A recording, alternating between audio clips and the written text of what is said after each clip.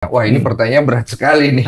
Iya. Kalau ini kita harus bicara sejarah. Iya, betul. Iya, siapakah Bunda Maryam di Kristen ataupun di Islam? Bismillahirrahmanirrahim. Saya akan mewakilkan pertanyaan-pertanyaan dari semua umat. Ya. Semua umat ini punya satu pertanyaan yang monggo dijawab masing-masing dari perspektif masing-masing, sesuai dengan akidahnya masing-masing. Jadi bukan temanya berdebat ya. Benar. Jadi kita mencari hikmah. Ya. Mencari hikmat ya. Oke, pertanyaan pertama sebenarnya itu datang dari salah satu follower kita. Wah, ini pertanyaan berat sekali nih. Iya. Kalau ini kita harus bicara sejarah. Iya, betul. Iya, siapakah Bunda Maryam di Kristen ataupun di Islam? Kalau menurut yang saya baca, yang saya ambil hikmatnya, seharusnya sih pribadi yang sama ya. Iya. Cuma kalau dari letak literatur sejarah ada memang perbedaan. Betul. Nah, kalau monggo kalau di Islam sendiri. Aku lagi ya. Pertanyaan lu berat banget, cuy. Serius. Iya. Maryam di dalam Al-Qur'an itu dikatakan sebagai anaknya daripada keluarga Imron. Imron, iya. Keluarga Imron. Dia punya ibu namanya sama. Karena memang balik lagi orang-orang muslim juga mencarinya daripada Israiliyat namanya. Jadi dalil-dalil Israiliyat atau Alkitab sebenarnya. Jadi dia punya ibu namanya Hannah, lalu kemudian dia lahirnya di Baitul Maqdis. Jadi kalau dalam bahasa Ibrani Bait Hamikdas ya. Dia lahir di situ di daerah Masjidil Aqsa yang sekarang. Dan pada saat itu ibunya pengen banget bahwa dia tuh jadi seorang laki-laki. Karena yang boleh melayani bait Allah pada saat itu adalah laki-laki. Iya. Tapi ternyata pas lahir perempuan. Wanita. Nah, wanita. Maka kemudian ibunya kayak, ya aku udah niatin untuk laki-laki, untuk kemudian di Bait Hamikdas gitu kan ya. Tapi ternyata yang lahir adalah perempuan. Wanita. Tapi karena punya ordal, punya orang dalam. Karena entah ada dua pendapat, ada yang bilang sepupu, ada yang bilang ponakan. Jadi ada yang bilang sepupu, ada yang ponakan dengan Elizabeth. Dan Elizabeth ini adalah istri daripada Zakaria. Nah, Zakaria ini adalah pelayan Baitul Maqdis. Jadi dia adalah nabi yang melayani Baitul Maqdis pada saat itu. Maka Maryam ditempatkan wakafalaha Zakaria, dan dia ditempatkan pengasuhannya di bawah Zakaria dari keluarga Imron tadi. Nah, dan dia akhirnya menjadi ukhti-ukhti masjid. Iya, itu yang disampaikan ya. Ukhti-ukhti masjid. Dalam bahasa di Islam. Dalam bahasa di Islam, yaitu adalah di Bait Hamikdas itu. Nah, suatu waktu Zakaria ini bingung nih. Kenapa? Karena dia udah tua, renta, bungkuk, istrinya sudah menopause, istrinya sudah tua, renta banget, dan nggak mungkin punya anak. Sementara nggak ada yang lanjutin dia jadi nabi. Maka dia berdoa pada Allah pada saat itu minta untuk punya anak, tapi nggak dapat. Ketika dia datang ke tempat Maryam di dalam surat Ali Imran, dia tiba-tiba dapat Maryam ini dapat banyak sekali buah-buahan yang bukan dari tempat itu. Ya mungkin kalau sekarang duren gitu kali ya. Iya. Duren. Ini perkiraan gambarannya atau pisang dan segala macam lah. Jadi dia dapat buah-buahan. Lalu kemudian Zakaria bilang, "Kamu dapat dari mana ini?" Maryam bilang sederhana, "Ini dari Allah." Lalu kemudian ketika dia dengar dari Allah, dia datang ke tempat doanya Maryam, mihrabnya. Lalu kemudian dia di sana berdoa. Disitulah Allah jawab dia dapat Yahya atau Yohanes Pembaptis nanti. Nah, jadi ketika dia dapat Yahya ini duluan lahir daripada Yesus, akhirnya Isa. Jadi ketika dia berdoa di mihrabnya Maryam, dia dapat Yahya, langsung dijawab. Nah, kemudian dia nanya, "Aku dapat anak, nggak mungkin." Bayangin, ini ada nabi minta-minta sendiri, tapi ragu-ragu sendiri ketika dijawab gitu kan ya. Dia masih manusia. Masih manusia. Ini membuktikan bahwa dia masih manusia. Nah, ketika itu Allah bilang, sama aku pikir cerita di dalam Alkitab, Allah bilang bahwa kamu tidak akan bisa ngomong 3 hari.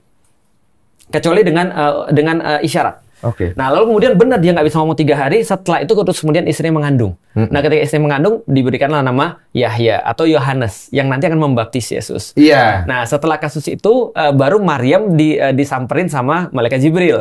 Nah, malaikat Jibril bilang, "Kamu akan mengandung." Maryam bilang, "Aku nggak punya siapa-siapa. Aku nggak pernah digauli siapapun. Bahkan dekat aja tidak. Bagaimana aku bisa hamil?" Lalu kemudian Jibril bilang, "Kamu sudah ditentukan kamu hamil." Lantas tiba-tiba dia hamil. Menurut pendapat para ulama, 1 malam aja. 1 malam tiba-tiba langsung jadi besar. Langsung besar. Nah, bayangin ukhti-ukhti masjid yang nggak pernah disentuh siapapun, tiba-tiba hamil. Itu omongan sekampung itu. Iya, pasti. Itu logikanya udah pasti kan. Nah, setelah itu dia pergi. Nah, ini bedanya nih. Ini bedanya. Dia pergi ke kebun kurma. Dia pergi ke kebun kurma. Dia minta kepada Allah dengan kata-kata begini, "Lebih baik aku mati aja daripada aku hidup, lalu kemudian aku dicaci maki sama orang, lebih baik aku tidak dilupakan." Lalu kemudian Allah bilang pada dia, "Tenang, kami sudah nyiapin semua solusinya, kamu tinggal lahirin aja, goyang pangkal pohon kurma itu, lalu kemudian kamu akan mendapatkan kurma yang masak." Lahirlah Yesus di situ. Di kebun kurma itu. Lalu kemudian ketika lahir, Yesus menurut digendong sama dia di kain lampin, dibawa tempat orang-orang Yahudi seperti biasa langsung dan biasa complaining, ngebullying dan segala macam. Wah, dasar pelacur. segala macam. Maryam sudah dikasih tahu sama Allah. Kalau misalnya ada yang nanti nanya kamu cukup nunjuk anak ini aja. Pas ditunjuk anak ini, dia berkata, ini Abdullah, taniyal kitaba wa ja'alani nabiyya. Aku adalah hamba Allah, aku kemudian dijadikan sebagai nabi, dan aku diberikan kitab, diperintah untuk sholat, diperintah untuk zakat, dan akan dimuliakan seumur hidupku. Dan kemudian dia berkata begitu, akulah jalan kebenaran dan hidup. Gue langsung nengok ke sini. Bro. Kristen, bro. Enggak dong. Udah pernah. Udah pernah. Tunggu, aku mau nanya dulu, maaf ya. Mohon maaf, kalau di dalam Islam sendiri, Bunda Maryam, Maria, datang dari suku apa ya? Yahudi. Jelas-jelas Yahudi. Ya. Di Kristen sama. Oke, cuma ada perbedaan historikal. Iya, secara silsilah keluarga tadi ada berbeda. Ada perbedaan. Memang, orang tuanya berbeda. Kemudian kalau tadi dia saudara langsung dengan Yohanes Pembaptis, kalau di sini artinya perbedaannya adalah mamanya berbeda. Artinya kalau si Yohanes Pembaptis mamanya adalah Elizabeth. Dan kalau Tuhan Yesus itu tadi mamanya adalah Maria. Dan betul sama seperti apa yang Ustadz bilang tadi, bahwa tidak bersetubuh karena dia dalam keadaan perawan, kemudian dia lahir dari Roh Kudus, dan akhirnya itu tadi kisah bersama, kita tahu bersama kisahnya di mana banyak drama-drama Natal, di mana lahirnya di kandang yang hina, di Bethlehem, rumah roti, dan memang ini adalah bagian dari nubuatan. Jadi memang tempat lahirnya aja yang berbeda. Oke, pertanyaannya apakah itu masuk dalam sebuah penggambaran juga nggak sih? Penggambaran apa maksudnya? Maksudnya kan ketika Yesus lahir di kandang Bethlehem, di kandang domba ya, kan itu kan yang saya tangkap itu ada sebuah gambaran. Tapi pertanyaannya, siapa yang bisa memastikan 100% bahwa beliau itu memang lahir di situ kan? Kan kita kan semua tidak ada yang bisa bersaksi di sini. Itu kan dicatatkan hanya dalam sejarah. Karena kan aku melihat di dalam dua kitab ini banyak penggambaran. Dan penggambaran ini mau diimanin plek-plek mentah-mentah, boleh. Mau diambil hikmatnya, boleh. Karena yang aku tahu di dalam Injil, hikmat itu berdiri tegak lurus di atas apapun itu. Luar biasa, Jadi Pak Pendeta. Yang saya tahu. Jadi soalnya kalau kita buka Bible, itu dikasih tahu, berdoalah dulu dan mintalah hikmat Allah. Iya. Betul kan? Amin. Jadi kalau misalnya kau buka itu, jadi berdoa minta hikmat Allah. Yang karena gini loh, saya dulu pernah baca Bible ya. Kalau dulu pernah dulu. Santai. Langsung ke trigger. Santai. Saudara pingin. Santai. Saya nggak puasa deh. Santai. Jadi waktu saya buka dulu. Saya buka, saya baca, saya nggak ngerti. Oke. Karena kan ketika kita baca begitu kan yang kita tangkap hanya sebatas logika saja. Betul. Gitu.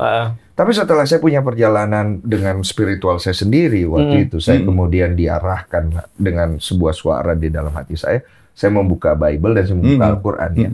Saat itu tidak bersamaan ya, takutnya nanti saling mengganggu ya. Masing-masing gitu. Saya buka Alkitab dulu gitu, saya baca gitu. Kok saya ngerti? Saya anggap, apa karena hikmat ya? Oke. Kemudian saya buka Al-Quran, saya baca, loh kok saya paham ya? Apa karena hikmat ya? Nah pertanyaannya adalah, kalau ditangkap tidak dengan hikmat, akan terjadi benar salah. Tapi kalau kita ambil hikmat, kita akan melihat bahwa sebenarnya intinya. Ada apa di dalam intinya? Nah, kalau kita kembalikan tadi bahwa apakah itu bisa menjadi sebuah penggambaran di dalam Kristen, adakah dogma bahwa ini bukan penggambaran, Dan? Ini adalah sebuah hal fakta sejarah bahwa dia lahir, Yesus Kristus lahir di Bethlehem di kandang itu. Ya. Dan statement tadi sekali lagi ya, cara bicara tadi begitu luar biasa, sudah pendeta banget. Tinggal angkat tangan aja. Iya, betul. Oh, sebelum angkat tangan, jalankan persembahan dulu. Sabar ya. Nah, persembahannya lucu banget. Iya. Kalau ditanya apakah ini penggambaran, tentunya yang kita percaya tentunya tidak. Kenapa?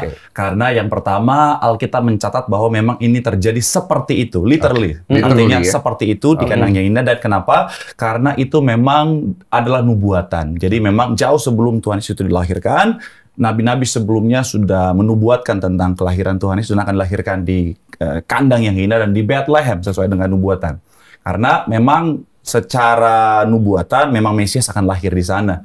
Dan ketika based on di luar Alkitab, contoh sederhana seorang sejarawan Yahudi namanya Josephus Flavius, dia juga menegaskan bahwa memang seperti itu kejadiannya, literally seperti itu. Jadi memang bukan penggambaran, dan memang sekali lagi karena kejadian itu adalah penggenapan dari nubuatan. Dan memang itu harus terjadi seperti itu. Betul. Termasuk ketika digambarkan bahwa Jesus, bukan gambarkan nih, berarti fakta sejarahnya bahwa Jesus mati di kayu salib. Betul.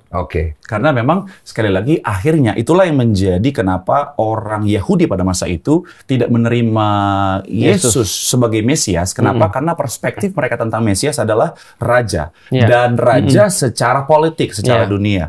Jadi ketika mereka melihat Yesus lahir di kandang yang hina, ini bukanlah gambaran seorang raja yang dalam pikiran mereka. Dan itulah yang akhirnya menjadi pandangan umum pada waktu itu. Makanya orang Majus datang cari pertama kali di istana Herodes karena sekali lagi perspektif mereka bahwa akan lahir seorang raja akan memimpin secara dari politik. Nubuatan itu kan. Betul. Ternyata lahir di kandang yang hina, makanya mereka tidak bisa menerima Mesias yang tidak mencerminkan itu tadi. Padahal kan itu kan kalau kita anggap, bisa kita artikan bahwa ini adalah sebuah kehendak yang Allah inginkan terjadi untuk rencana Allah itu sendiri. Kan begitu kan? Betul. Karena raja yang Tuhan maksudkan di sini bukanlah raja di dunia, tapi raja di atas segala raja. Iya, itu kan penggambaran di Kristennya seperti itu.